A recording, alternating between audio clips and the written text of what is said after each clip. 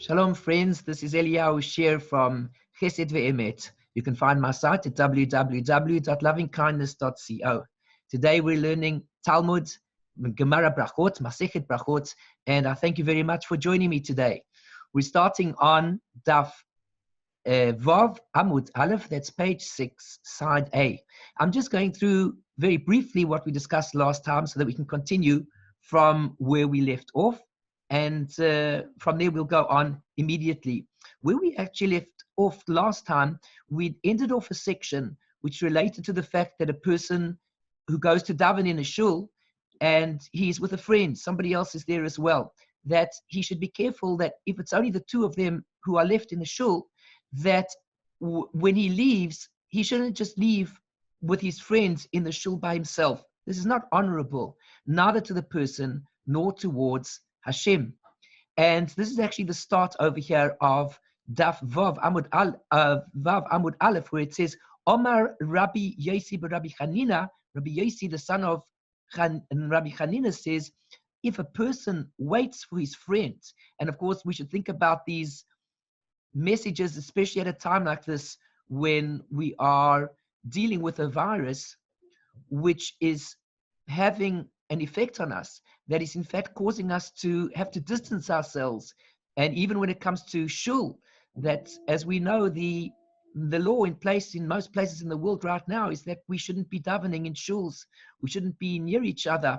And one can only think about this idea that perhaps it's a sign from above that to a certain extent, it's a message that we've lost touch with each other when we daven in shul, not paying attention to the person who's sitting next to us, not giving respect to the person who's sitting next to us, walking out of shul and just leaving somebody to daven by themselves. I'm not sure, but certainly the message is a strong one. And from the negative, we can infer also perhaps the positive. The negative is the aspect of leaving a fellow Jew to daven by himself while we walk out. The positive is, hold on a second, if he's still davening in shul and he could be the last person left there, I'm not going to leave him in shul, but I'm going to stay with him until the last minute and he'll feel relaxed. So Rabbi Yosef, Rabbi Chanina said that a person who waits for his fellow who's davening in shul, he's going to merit brachot. Sheneemar, as it says, Lu hikshavta lemitzvosai, vayikanar shloimecha v'tikazaka g'gale hayam. If only you had listened to my mitzvahs, then your peace would be as a river, and your righteousness as the waves of the sea. And your seed would be as the sand. And as we continue, the offspring of your body, like the grains thereof. His name would be neither cut off nor destroyed from before me. The explanation of this passage is based on the etymological similarity between the word mitzvah and the word Tzevet, which means group. If he keeps the other person company and does not abandon him after his prayer, all of the blessings that appear later in the verse will be fulfilled in him. So we see from this an important lesson. If one finds himself in shul and he's the second to the last of the people davening there, he should wait with his fellow until his fellow is finished, keep him company, reassure him, don't worry, don't be in a hurry. And in that way, his prayer also will be accepted. In the notes below over here, we see it says that the connection between this verse and waiting for another person to finish his prayer has been interpreted in different manners. Rashi explains the term listen in this context as waiting in anticipation. In other words, he is listening and waiting until he hears that the other person has completed his prayer, and he thereby performs an act of kindness and is rewarded for the mitzvah. Others explain that the mitzvah that mitzvot in the plural refers to two mitzvot which he fulfills simultaneously. In addition to the mitzvah of respect for God, fulfilled by his waiting, there is the additional mitzvah of performing an act of kindness for his counterpart. That is the kindness that we can do for a fellow Jew in shul, that we don't leave the shul and we leave him by himself.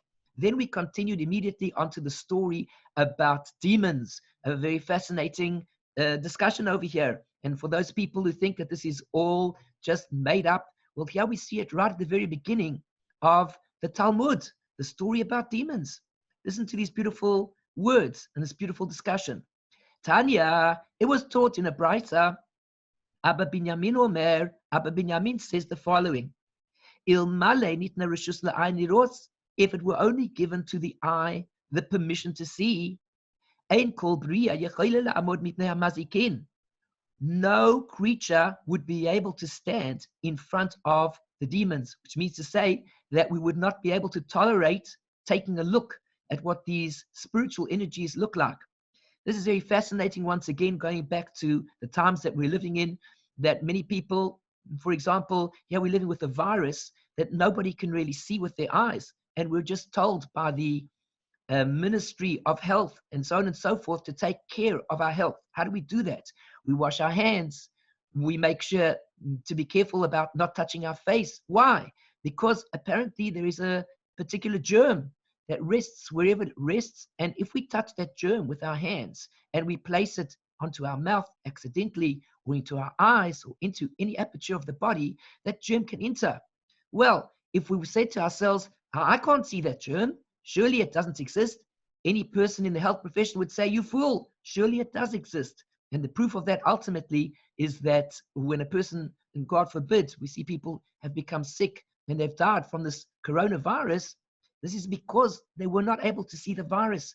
And unfortunately, people did not follow the particular precautions. Perhaps they didn't know about it. They didn't realize what was happening. It all happened too fast. They didn't stand a chance. Well, we don't know exactly what happens to each person, but the point being that although we don't see the germ is still present. And this is the same thing with regards to negative spiritual energies that also exist in the world. And although we don't see it with our eyes, the spiritual energy still exists and it still has an effect upon us.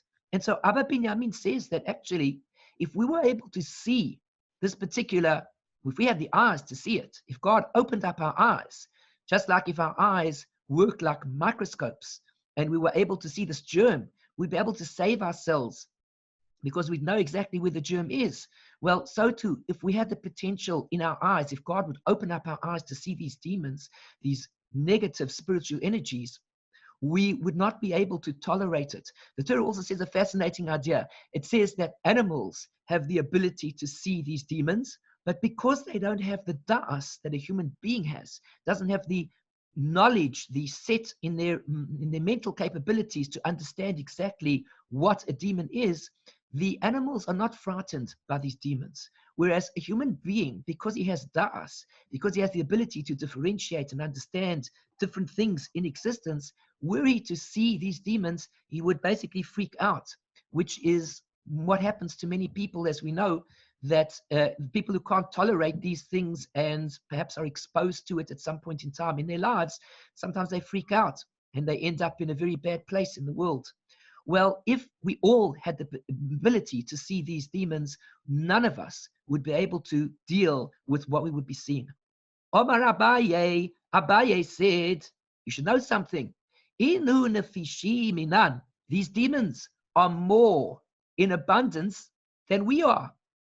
When there are 9 billion people in the world, let's say, well, we should be aware that there are far more of these negative spiritual demon energies that surround us. And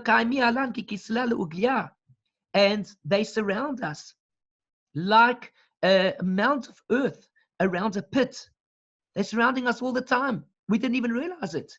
Just like the virus, that it too surrounds us wherever we go. We never know where we could bump into a potential of this virus affecting us. And so we have to look after ourselves all the time.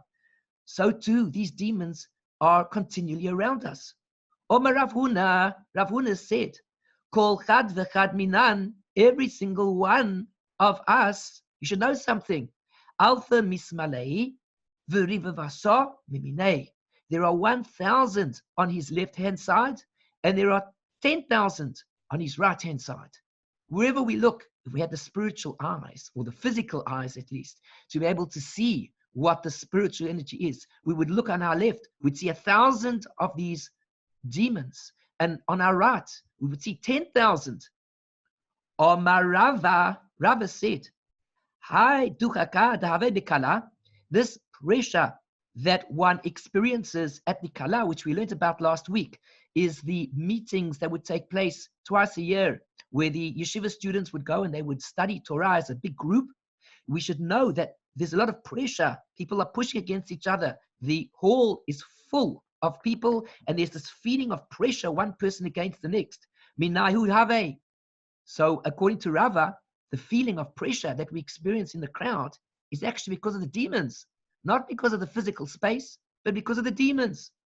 Continues Rava, these knees that become fatigued. In other words, when we feel sometimes for no reason that we have a pressure in our knees and we don't have the energy to walk.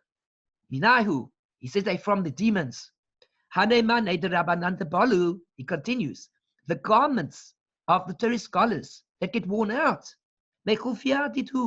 It's because of their friction that they're pushing up against the garments. Think about it for a second. The Torah scholars are sitting in Kollel and they're sitting and learning all day long. It's not like they're playing sports and they're getting filled with mud and clay, but rather they're just sitting at the table and studying Torah. Suddenly they get up, there's a mark on their pants, there's a mark on the jackets of their suit jackets. Where did it come from? Rava says the mark came from the pressure, the friction of these demons rubbing against the person, against the Torah scholar. Hanekare, the minak fan, these knees that bump up against each other, or as he translates here, the feet that are in pain, minahu, are also from them. Sometimes we might be climbing stairs, we feel tremendous pain in our feet. Well, it's not just from the fact that there is physical exertion, but it seems to be that these demons are up to no good and they cause a pain to us. Once again, anybody who reads this, they might think this is fables, this is folklore, this is children's stories. Well, whatever one might think, it's the same story as a person who might not believe in viruses because he doesn't have enough education to realize the power of a virus. Until, of course, the virus has an effect on a person, and then one has to work out. The person died naturally. Was it because of the virus? What's the reason? So a person who's not educated, he'll come and he'll make up all sorts of stories. He'll say, how can you know such things? Where did you hear that from? Who told you such a story? The same thing applies with spirituality. Some people are educated in the spiritual worlds, and they know that these things exist. Some people are not so educated, and they think it's all fairy tales. It's made up by the rabbis. What do they know? But the reality is, these things exist, and these things are brought down in many, many books. And here we see it in the Talmud itself on page 6a, right at the beginning of Berachot. The Gemara continues, if you would like to know about them, a person who would like to know and he wants to see that these demons exist, you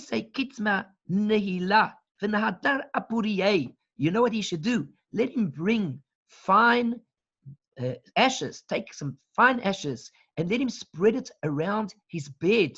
Take the fine ashes, spread it around the bed. And in the morning, after he wakes up, he's going to see kikarei the tanagola. He's going to see the feet of chickens. Why? Because the demons, according to the Torah, have claws like chickens. And so how do we see these demons? We put the ashes in a certain way around the bed. When we wake up in the morning, we will see that there are figures inside the ashes that look like the claws, the feet of chickens. These are the demons that have walked there, and they can be picked up through these ashes. Hi man the Abaye lemechezin. Who?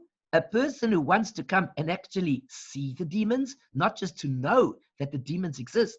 He doesn't want to see the demons after the fact that they've already been there, but he wants to see the demons for himself with his own two eyes. Says the Gemara, this is what he should do. Leise shilyasa, the shun rasa. Let him take the afterbirth. The shun rasa ukamasa, ukamta. Let him take the afterbirth of a black cat, bas ukamta, which is the daughter of a black cat. Bukreta bas bukreta, the firstborn, which is the daughter of the firstborn cat. Vilikle benura, and then let the person burn this afterbirth in fire with shakake, and let him grind up the burning that he has just done. V'limle einei minei, and let him fill up his eyes with the dirt that he has gathered from burning this shiliasa, this afterbirth. And the Gemara says, because he has now placed this in his eyes, when he looks, he'll be able to see these demons. Again, don't try this at home. We're going to see why in a minute. But here's the recipe. If a person really wants to do it, give it a try. But don't try it at home, because it could be frightening. And he should take it and he should put it into a tube, an iron tube. And let him cover up with a seal, the parzala of iron. Dilma, perhaps, konvi minay. Perhaps the demons will come to steal it from him, so therefore he needs to cover it up completely. Velak tumpume, let him seal up the mouthpiece of this tube, delo litazak, in order that he doesn't come into any damage, he won't come to harm. The Gemara points out something. Rav Bibi bar Abaye, avad hachi. Rav Bibi, the son of Abaye, he did this. Chazavi tazak. He saw the demons and he came to harm.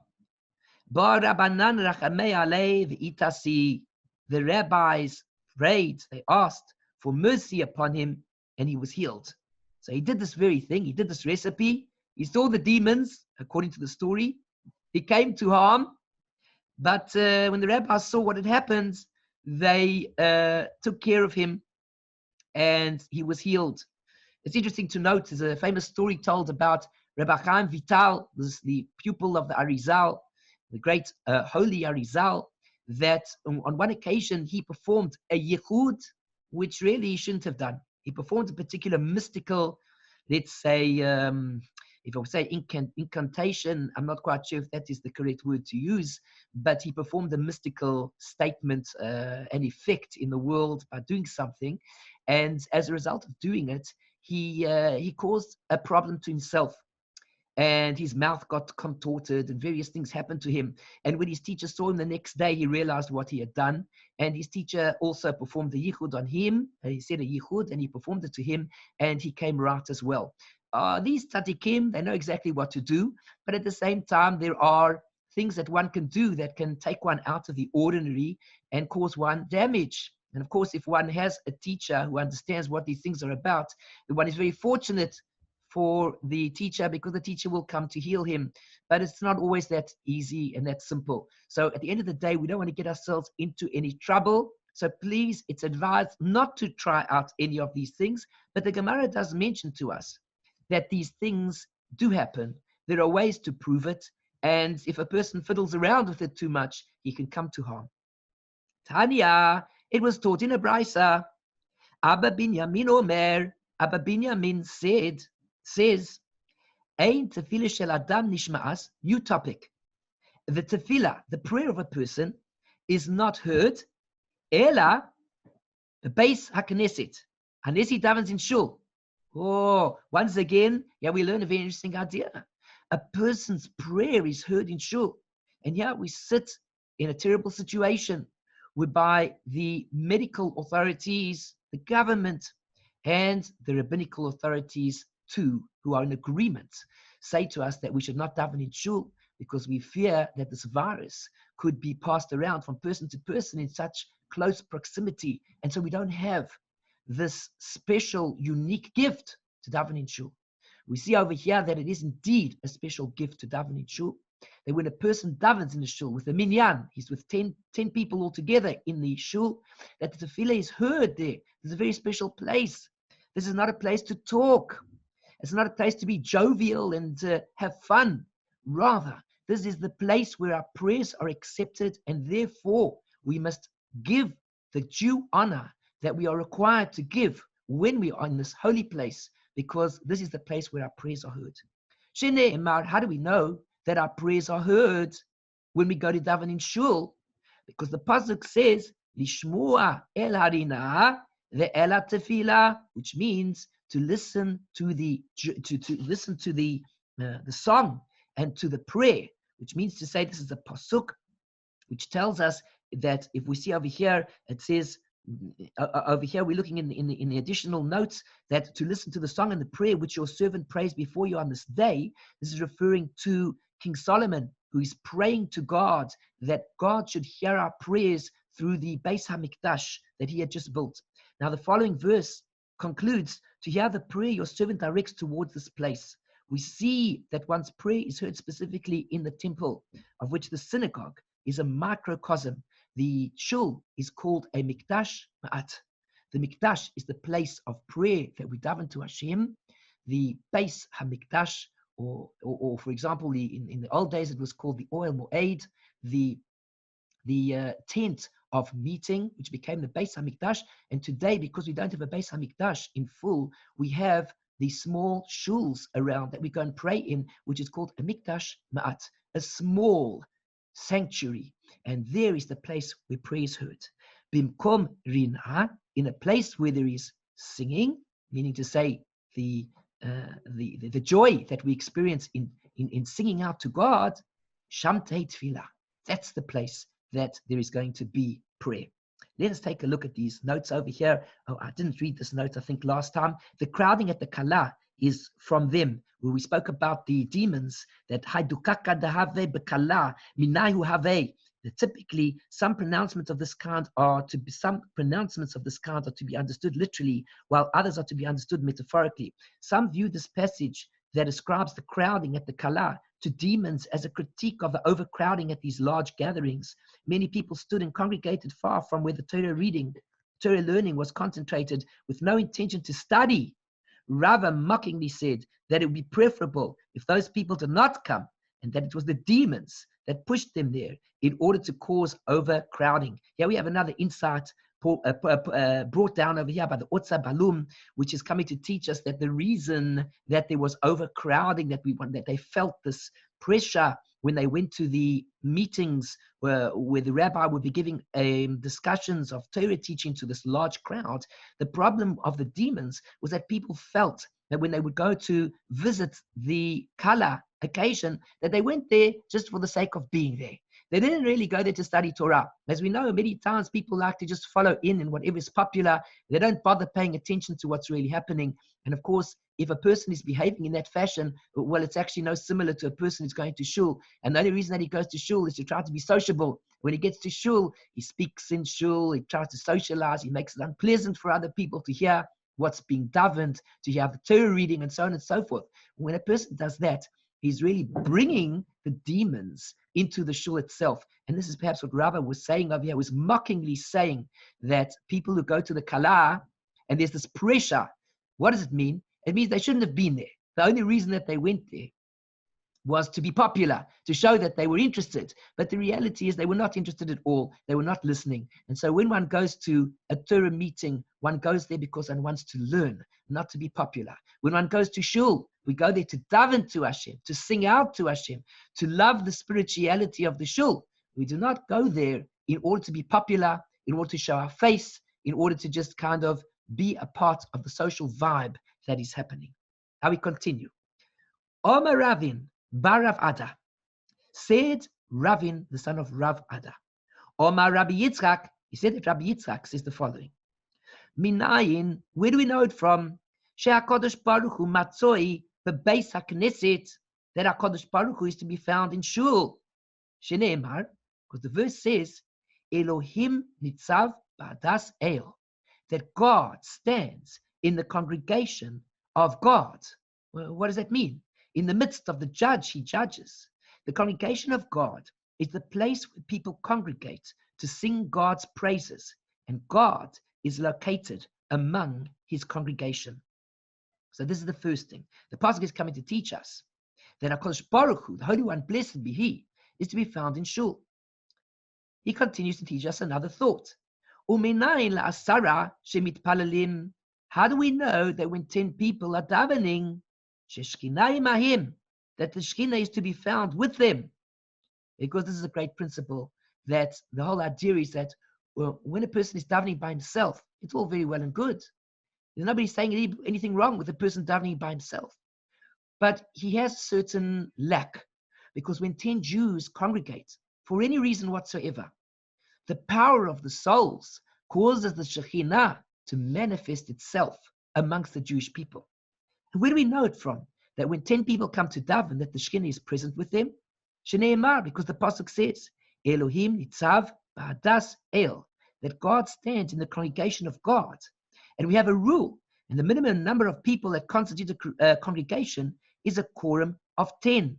We know that from the story of when the spies went out to check out the land of Israel, the land of Canaan at the time, when Moshe sent the spies out, that there were 12 spies altogether, and 2 of the spies that went out gave a bad report, and the other 10 spies the 2 spies gave a good report, and the other 10 spies gave a bad report. And this is called the Adas scale. This is called the congregation of God. And amazingly, we learn the story that God's presence dwells in the congregation when there are 10 Jews from this very story, to teach that even when the Jews were going out and they had something bad in mind, still God's presence was with them, because when there are 10 Jews that are united together physically, the presence of God is present. And for this reason, we learn out, as is brought down in the Tanya, for example, and other places, that it's so important that where possible, one should try to gather together to study Torah in groups of 10. Because when there are groups of 10, this brings the presence of the Shechinah down into this world and is to be found while the shiur is happening. Now, in today's times, if we find ourselves, for example, like now, with a virus, and it might be very difficult, of course, probably impossible, to go out and be amongst 10 other people for a shiur, let us get together on a shiur like we're doing at the moment and study Torah as a group of 10, and perhaps to a certain extent, the Shechinah will dwell with us in the sense that virtually, so to speak, we are connecting on a spiritual level as 10 Jews together. We don't have to give the shiur as one person, as 2 people, as 3 people. We don't have to upload it to YouTube that one person can see it today and 2 people can see it tomorrow. But rather, we should try to get together and form groups. There's no reason why not to. Like we're doing right now, teaching Torah online, we should try to find groups of at least 10 people to give the shiur to in one shot. Now, the Gemara continues. Uminayin. And where do we know it from? The Shlosha, with regards to 3 people, Sheyeshvim Bedin, who are sitting for a judgment, Shechinah imahim, when 3 people sit together for the sake of judgment, which means to say that 3 rabbis are going to decide the law with regards to a particular incident that's occurring with 2 Jews. One person says, this one owes me money. The other person says, this one, I don't owe him money. And the judges have to decide what the law is going to be. Who actually owes the money to whom? Shneimar, because the pasuk says, Bekerev Elohim yishpot, which means in the midst of the judges, he judges. And the minimum number of judges that comprises a court is 3. So therefore we see that when there are 3 Jews involved in a case of judgment, that the Shechinah dwells there also. Interesting. So when a law is being passed, we should know that this is not just a matter of secular law, that the judge sits there and kind of the jury sits there and, well, a decision is made what's going to happen to this particular person. But when it comes to Jewish law, and a law is pronounced that one person owes another person something or another, that the Shechinah dwells as the law is taking effect, as the judges are assessing the situation and making a judgment on the situation. God is actually present and deciding what the law should be. The Gemara continues. Take a note over here how the Gemara has progressed from different levels here. When the Jewish people are in the Shul, the Shechinah is present. There got to be 10 people. Then afterwards we learnt, even when there are 3 people sitting in judgment, the Shechinah is present. Now the Gemara continues. And where do we know from that when 2 people, not 3, not 10, are sitting and studying Torah together, no matter where they're studying, Shechinah imahim, that the Shechinah, the divine presence, is together with them. Think about that for a second. Here we are studying Torah together, 2 people. And as we do so, the Shechinah is to be present with us. The Shechinah is present. How do we know that?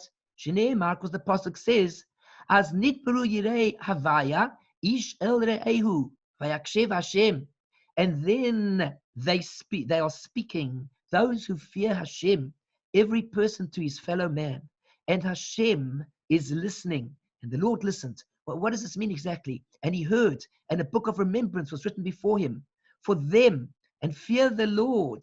For them that fear the Lord and that think upon his name. The divine presence listens to any two God-fearing individuals who speak with each other. This is an amazing concept. When two Jewish people are speaking words of Torah to each other, the Shechinah is to be found amongst them. Take a look at this note over here. Two, their words, so we're not there yet. Vayakshev Hashem. What does it mean when it says over here at the end of the pasuk where it says, and that think upon his name? It says, that they think upon his name. What does it mean that they're thinking upon? Omar Rav Ashi said that this end of the pasuk means, Chashav Adam la'asot mitzvah. If a person thought about performing a mitzvah, b'ne'enas, and he was prevented from doing it. A person thought to himself, I've decided I'm going to do a mitzvah. But for whatever reason, he was prevented from performing the actual mitzvah. V'lo asa'a, and he didn't do it. Says the Gemara, Ma'aleh alav hakasuv ki'ilu asa'a. The pasuk, the Torah considers it as if he did it. This is an amazing concept again here. A person feels that he wants to do a particular mitzvah, but he was prevented from doing it for whatever reason. He was unable to get to the destination. He didn't have the article so that he could perform the mitzvah. And he really so much wanted to perform this mitzvah. The Torah says, Ulachoshvei shemo, one who thinks about God's name. Also, this is also heard, and a book of remembrance was written before him. This person is also accredited, so to speak, as if he did the mitzvah. Of course, greater is it that a person can have such a yearning that he wants to perform a mitzvah, and then he feels that whatever happens to him, he's unable to do it. Then a person who goes off and he does mitzvot, but he hates it. And he doesn't want to show his love for it. And he can't bear doing it. He shows his displeasure to Hashem, even though he's doing the mitzvah. But here we have a person that he wanted to do a mitzvah, but for whatever reason he was prevented from doing it. Hashem says, I'll hear his thoughts, and I'll write down as if he performed the mitzvah. Now we're learning about the order of different levels here of people involved in mitzvot and davening and so on and so forth. And the Gemara continues. Uminayin, and where do we know it from? She'afilu echad, even if just one person, she'yoshev v'osek b'Torah, who is sitting and is studying Torah all by himself, she'shechinah imo, that the divine presence is with him. Let him not feel upset because he's not learning with the chavrusa. Let him not feel upset that he doesn't have another two people to study and to come to judgment. Let him not feel upset that he doesn't have a whole minyan to study Torah with. Even if he sits and he studies Torah all by himself. Shneimar, the Shechinah is with him. How do we know it? Because the pasuk says, "B'chol hamakom asher azkir et shemi avo elecha uverachticha." In every place where I shall mention my name, I shall come to you and I will bless you. What does that mean exactly? I will cause my name, I should say. I shall cause my name to be mentioned. What does it mean to be causing his name to be mentioned? Wherever a person is involved in studying Torah, where he is saying God's name, God blesses even a single person who mentions God's name, a reference to Torah study. Now the Gemara comes to kind of attack the discussion. What's the problem with the discussion? We learned over here that a person who is coming as 10, the Shechinah is going to be with him.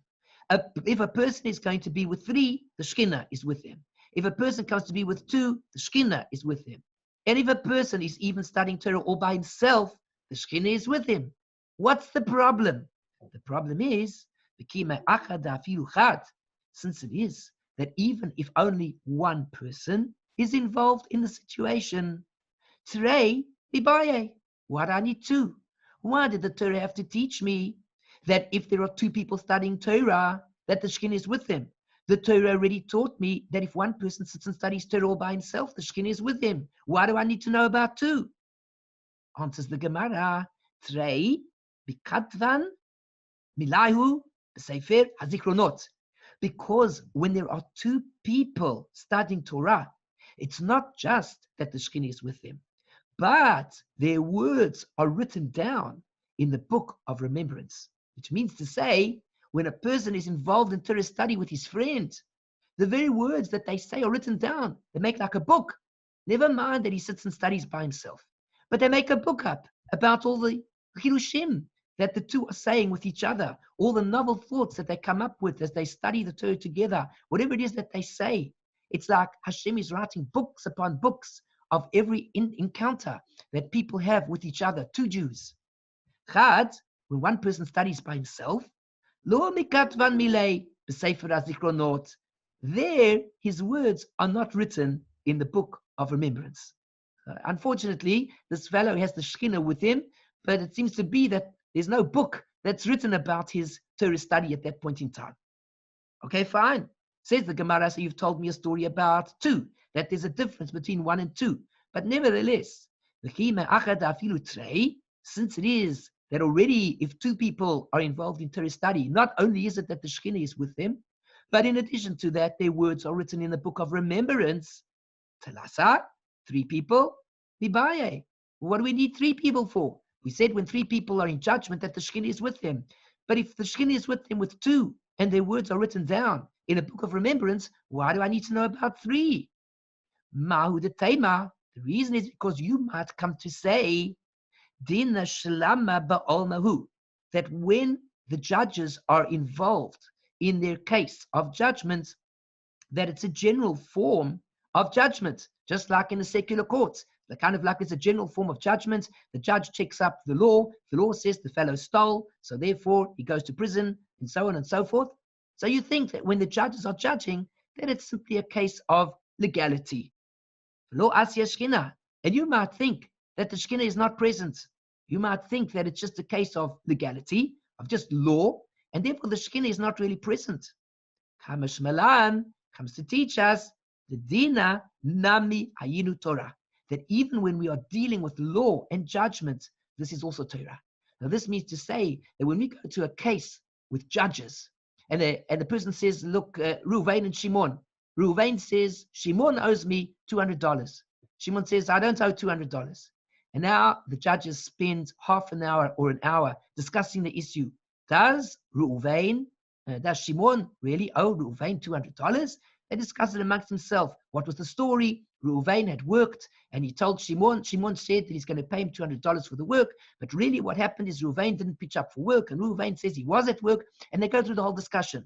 Comes out that when the discussion takes place, in fact, the whole case is all about Torah. The whole discussion, Reuven's story that he worked, Shimon's story that he was supposed to pay, he didn't pay, or he didn't pay because Reuven didn't do the work. The judges involved in the case, everybody is dealing with concepts of Torah. And because one is dealing with concepts of Torah and life, this, in fact, brings down the Shechinah. And the Shechinah is present with us while the case is being analyzed.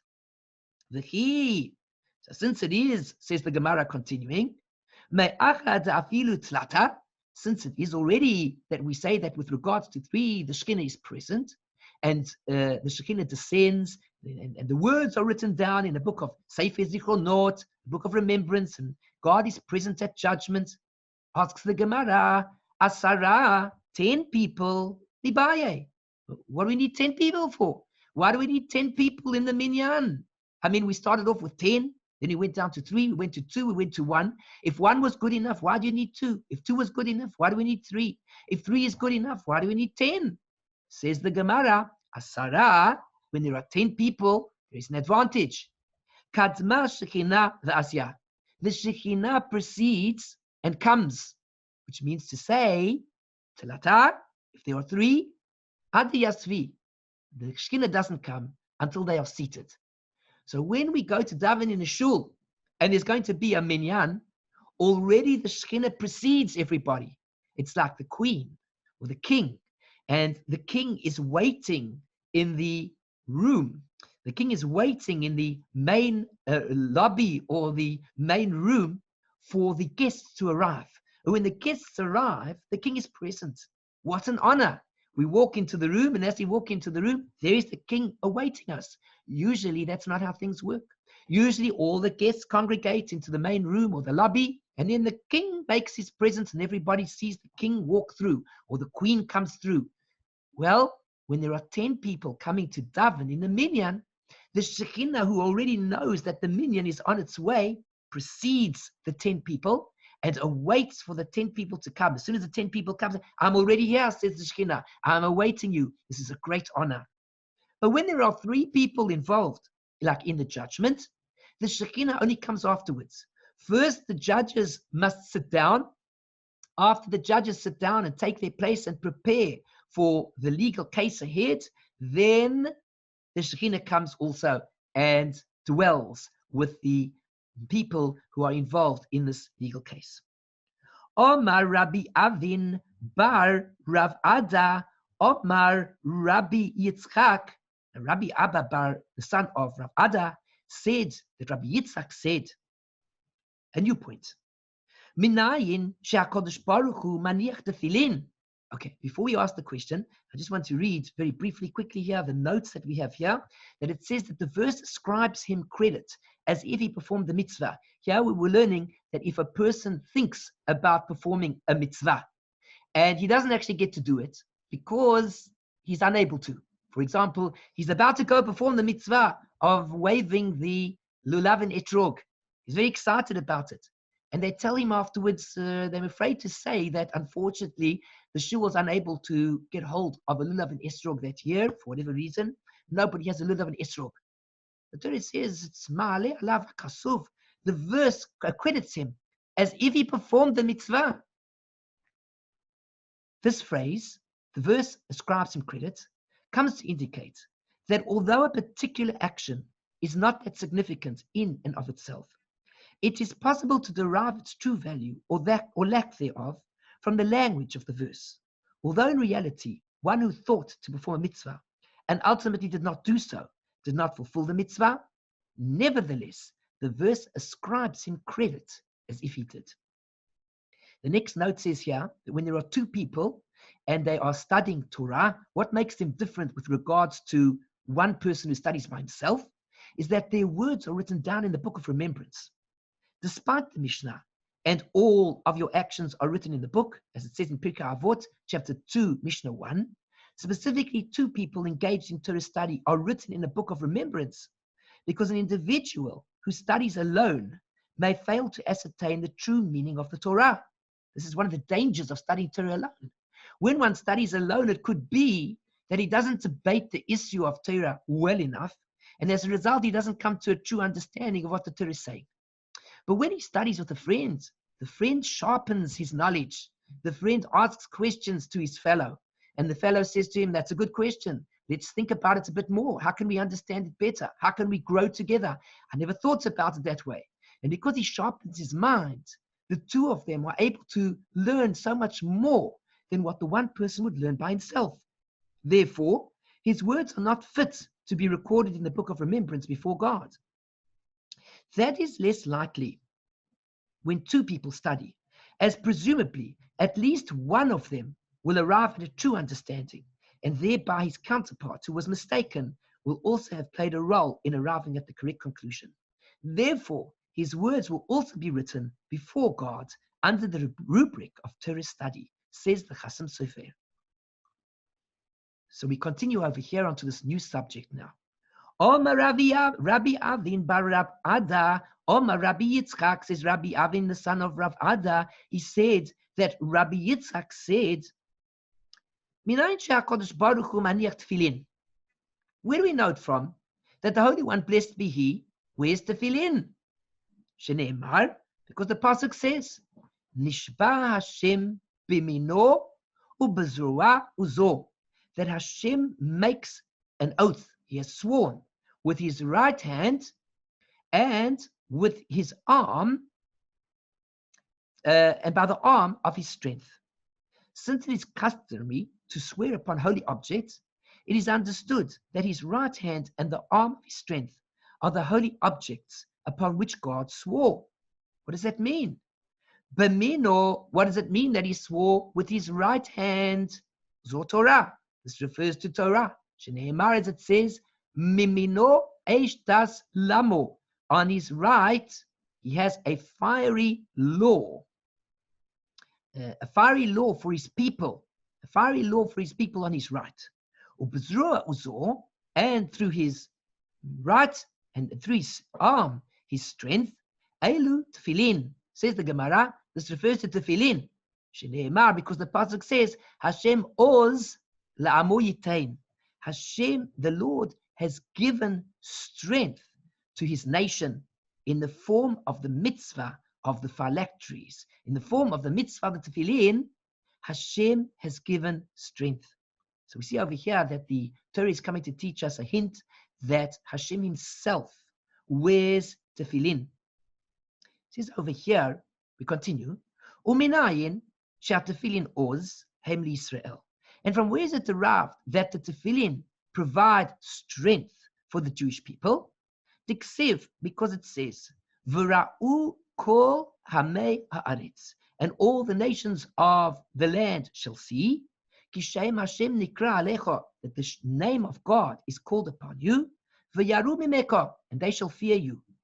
The Tanya, and it was taught in a brisa, Rabbi Eliezer HaGadol Omer, Rabbi Eliezer the Great says, Elu tefillin shebarosh, these are the tefillin of the head, which means to say that when the nations of the world see the Jew wearing tefillin on his head, in particular, not the tefillin of the arm here, but the tefillin of the head, they will be in great awe of the Jewish people. The note on the left here, which we're going to read, says the following. The phylacteries of the master of the world. Tefillin de mare alma, the tefillin of the master of the world. The mitzvah to don phylacteries includes several profound ideas. This mitzvah emphasizes the unique connection between God and the Jewish people. Tying God's word onto one's body symbolizes that bond, as the parchments have written on them biblical verses that express the deep spiritual significance of that relationship. Phylacteries are placed upon the arm and the head, while the verses of the arm are written on a single parchment and symbolize strength of action. The verses placed on the head represent thought and intellect. They are written on 4 separate parchments, placed in 4 compartments, each with its own concept and message. On a parallel plane, God's phylacteries represent the connection between God's thoughts and actions with regard to the world in general and the Jewish people in particular. The discussion in the Gemara with regard to the specific verses and their placement in God's phylacteries, as we're going to see in a few moments, is an attempt to draw an analogy between God's phylacteries, which represent God's aspirations with regard to his relationship with the Jewish people, and the phylacteries worn by the Jewish people, which represent our aspiration to forge a relationship with him. Consequently, each of the verses underscores a different aspect of God's providence and his direction of the Jewish people and of the world. Rav Hai Gaon takes a much simpler approach to this discussion, suggesting that the Gemara describes God wearing phylacteries in order to encourage every Jewish man to wear them as well. So for those people who are listening to the shiur, if you're wearing tefillin, Baruch Hashem, kol hakavod to you. It's a great mitzvah in the Torah, wear tefillin every single day. To those people not wearing tefillin, now is a time, no better time than ever to begin the mitzvah of wearing tefillin and to realize that God too wears tefillin every single day. And we're going to see that the tefillin that God wears contain verses which describe God's love for the Jewish people, just like the verses that we have in our tefillin speak about our love to Hashem, as we're going to see in a few moments. So God's tefillin speak about his love towards us.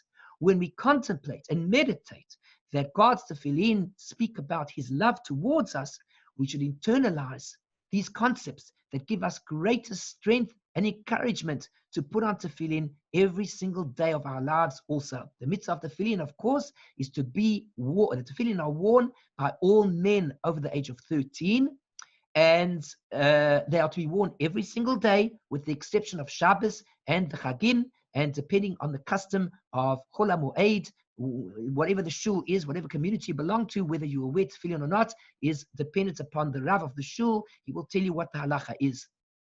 No better time than ever. If you are uncertain about what this mitzvah implies or how to do it, please be in touch with me and I'll be happy to assist you to get hold of tefillin and to be able to fulfill this mitzvah every day of your life. So we see over here that that the tefillin that we wear on the head is the tefillin that make us, that the nations of the world see us and they're in awe of the fact that we are wearing this tefillin. Omalei Rav Nachman bar Yitzchak Rav Chia bar Avin, said Rav Nachman, the son of Yitzchak, to Rav Chia, the son of Avin, Hane tefillin de mare olma, these tefillin of the master of the world that we've been learning about here on the side in the notes. My kasiv behu, what's written in them? What's written in the tefillin that God wears? Omalei, so he answered and he said, in the tefillin of the master of the world, the passage that is there says the following: Umi ka'amcha Yisrael goy echad ba'aretz. And who is like your nation, O Israel, one nation on the land? Very interesting idea over here. First of all, I want to point out here, many people have heard that the Jewish people speak about the nations of the world. They say the goyim, and many people regard that as a derogatory term. As you see in this very verse over here, the word goy is not at all derogatory at all. The word goy means a nation. And whereas there are goyim in the world, many nations, the Jewish people are called goy echad ba'aretz. As we say these verses, we say this verse on the Shabbos Mincha Amidah, when we daven in Shabbos Mincha, when we daven in the Shemona Esrei, this is indeed the verse that we say, Umi ka'amcha Yisrael goy echad ba'aretz. Who is like your nation, O Israel, one nation on the earth, one. The thing that separates us from the nations of the world is that we are a nation to ourselves. We are united. And this is, of course, a message that we must internalize immediately, all the more so in the period of time that we're going through, that we have to unite with each other. We have to perform additional acts of kindness towards each other. We have to feel and experience the other's pain so that wherever possible, we need to help the other out of their situation, out of their galus. We're coming up to Pesach, a time of geula, of redemption, but currently we feel the pressure of galut, of being in exile. One of the reasons that we feel the exile is because we're suffering in some way or another. What we need is the support of our fellow Jew in whatever situation it is. If we're not well physically, we need our fellow Jews' prayers. If we are lacking financially, we need our fellow Jew to come to our aid and to help us financially get out of our difficulties, no matter what it is. If we're in a state of mourning because we might have lost a member of the family, we need our fellow Jew to come and comfort us. If we're getting married and we don't have the means and we don't have the people to support this wedding, we need our fellow Jew to come and support the wedding. Fascinating, in today's times, we see, according to these regulations that have been set up now, that because of the distancing between people, that the weddings of today now, in this point in time, can't be like the weddings that we're so used to. Could be 500 people at a wedding. Everybody's dancing and having a great time. But many weddings, unfortunately, because the Jewish people don't always have the money that they need, many couples don't have the money they need to celebrate in the correct way, in the most beautiful manner. And so therefore, they have a very small wedding. We see today that everybody has to have a small wedding now. And people can't get together. We need to learn from this, that what we really want is the unity. We want there to be a big wedding. We want there to be lots of people, the finest wedding for everybody. This is what we can learn from what we're going through now to apply. When we get out of this situation, we should learn all the more so and put to ourselves right now this idea. We should say that once we get out of the situation, we're going to do more for that fellow Jew who is lacking so that he can celebrate that wedding. Or we're going to do more for a fellow Jew who is mourning and going through difficulties, that we will be with him in that mourning, in that difficulty. We will sympathize, we will empathize with him. And the fellow Jew who needs more wealth to get by in life, we will be there for them. We are going to unite. We are a goy echad ba'aretz. These are the words that are written on the tefillin of Hashem. We need to act a part. We need to be that part. God's phylacteries serve to connect him in a sense to the world, the essence of which is Israel. Let's just read one more paragraph very quickly. Bishvachayut Israel, and is the Holy One, blessed be He, glorified through the glory, the praises of the Jewish people. Is that how it happens? Says the Gemara, yes, Diksiv. How do we know that the Hashem is glorified through the Jewish people? Diksiv, because the pasuk says, Es Hashem me'emat hayom, that you have affirmed this day with regards to God. Ukasiv, you've affirmed. In other words, as the rest of the verse says, and that you will walk in His way and keep His laws and commandments and listen to His voice. Ukasiv, and it's written afterwards, that Hashem has affirmed today also that you are His treasure, as He spoke to you to keep His commandments. So from these two verses we see, Hashem says to the Jewish people, Atem azizuni chativa achas ba'olam. You have made me into one entity in the world. You Jewish people have made me a one God. You have shown the world that there is only one God. Everything you do is to express the oneness, the unity of God. And because of that, va'ani e'aseh etchem chativa achas ba'olam. And I have made you to be one entity in the world. It's fair. Mida keneged mida. We turn God into the one God through our actions and the things that we do. We show that there is only one God. There is nothing else but God. And so to Hashem says, I turn you into one nation. Now we need to behave like that also. We're going to stop over here. We've reached the end of today's shiur. Ameliyahu Shir from Chesed Ve'emet. You can find my site at www.lovingkindness.co. I'd be delighted if you'd be in touch with me about anything about Torah and life. If you need assistance with regards to the difficulties perhaps that you might be experiencing at this time of our lives over here with the coronavirus, and you just don't know what to do and you need some suggestions or just to talk to somebody, please be in touch with me, be in touch with us. We'd be only too happy to try and discuss ways of how to get out of the difficulties, the challenges that we're all going through at this point in time. If you've enjoyed this video, please like the video, make a positive comment, and click on the subscribe button to subscribe to my channel and to click on the bell in order to be notified of future shiurim. Please share this video as well as all other of my videos that you've enjoyed, and anything that you've got something out of it, please let other people know about it. I'm trying to get these videos out there to as many people as I can. Also, of course, I ask you and I invite you to become a partner in all the activities that we're involved in. We need your support, and the only way that we can bring out these videos in the future and progress and do the things that we like to do to give encouragement to others is through your assistance. So when you help us, we're able to help others as well. Please do come on board and do what you can to assist us in our activities so that we can do more to assist others as well. If you have any suggestions, any ideas, any other shiurim that you would like, please let us know, and we'll be delighted to set up another shiur to assist you and to grow. Don't forget, this time that we're going through now is an especially important time to heal the world through, as we say, chesed ve'emet, through kindness and through truth, through acts of kindness to each other. Let us increase to do more for each other so that we can all have more and be better and love each other. And of course, through truth, through the study of Torah, which helps us to be better people, to be truthful people, to be sincere people. These are the things that we need to work on. So Ameliyahu Shir, www.lovingkindness.co. I wish you everything of the best till the next shiur, and I'll be delighted to be in touch with you soon. I wish you everything of the best, and shalom, shalom, bye-bye.